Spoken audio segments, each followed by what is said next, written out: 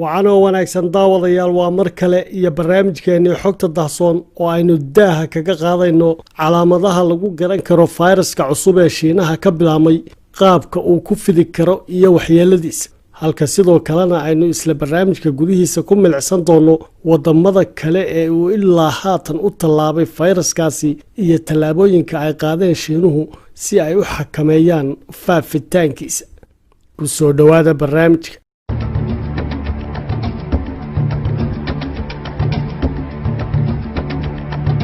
iyadoo ay soo kordhiso cabsida laga qabo fiditaankiisa ayna soo badanayso tirada dadka ilaa haatan u dhimanaya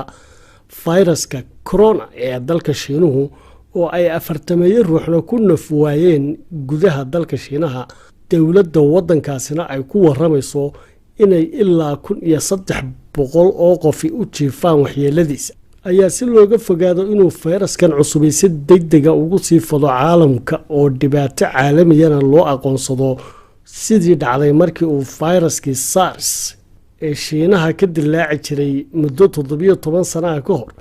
ayaa xukuumadda Shiinuhu waxa ay ku dhawaaqday in bandow la saaray oo la karantiimeeyay 12 magaalo oo dalka ku yaala oo ay ku nool yihiin 40 milyan oo ruux magaalooyinka oo si rasmi ah looga xidhay dalka intiisa kale lana mamnuucay inay cidi ka soo baxdo cidina gasho iyadoo dadweynaha magaalooyinkaasna loogu baaqay inay ku sugnaadaan guryahooda lana baajiyay xaflado sanadeedkii Shiinaha ee ay dayaxa ku tirsadaan kuwaasoo caadiyan la isugu bixi jiray goobaha caamka guud ahaan dalkaasi waxay dadweynaha caadiga ah gaar ahaan kuwa sida joogtada ugu safra tareenadu ay joogteeyeen inay afkooda iyo sankoodaba daboola fayraska corona oo markii ugu horeysay lagu arkay magaalada Wuhan ee bartamaha Shiinaha dhamaadkii bishii December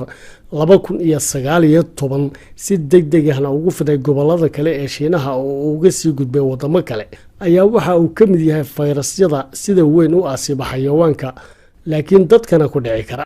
isagoo dadka ugu dhex faafi kara neefta qofka bukaanka ah oo ku soo gaadha ama inay gacantaada ama jidhkaaga intiisa kalaba taabato shay uu fayraskaasi ku baay waxaana uu inta badan dadka asiibaa xilli qaboobaha calaamadaha lagu gartana waxaa ka mid ah xumad dheeraada iyo xanuuno laga dareemo marinada neefsiga iyo inuu qofaco qofkaasi marmarka qaarkoodna ay neefsashadu cidhiidhi ku noqoto waxaana ay Shiinuhu u badinayaan in fayraskan corona uu ka bilaabmay neef ka mid ah xayawaanka nool ee ku sugnaa suuqa lagu kala iibsado xoolaha iyo xayawaanka kale ee ku yaala magaalada Wuhan ee bartamaha dalkaasi ku taala dabeetana fayraskaasi u gudbay dadka kartina u leeyahay inuu qofka kale uga sii tallaabo iyadoo muddada uu qofka hayn karana ay u dhaxayso 7 ilaa 2 toddobaad xilliga kadibna uu qofka bukaanka ahi dhan uu dhacayo mana jirto dawo gaar ah oo loo og yahay ama tallaal lagaga hortagi karaa howlwadeennada caafimaad ee ku sugan magaalada Wuhan ee uu fayrasku ka bilaabmay ayaa la sheegay inay u taag laayihiin daaweynta dadka uu soo ritay xanuunkaasi oo farabatay taasoo keentay inay xukuumaddu 6 maalmood gudahood magaalada kaga dhisto isbitaal weyn oo qaadi kara 1,000 sariirood oo bukaanka la jiifin karo si haddaba loo hakiyo fiditaankiisana wadamada caalamka qaarkood ayaa garoomada diyaaradaha waxay ku rakibeen kamaradaha qiyaasa heerkulka jidhka bani'aadamka si ay ugala socdaan inay xumadaysan yihiin dadka ka imanaya dhanka dalka Shiinuhu dalalka kale ee gobolka Shiinuhu ku yaala ku dhadhow ayaa waxay ku dhawaaqeen inuu fayraskaasi soo gaadhay iyadoo hay'adda caafimaadka adduunka ee WHO aanay ilaa hadda ku dhawaaqan xaalad degdeg ah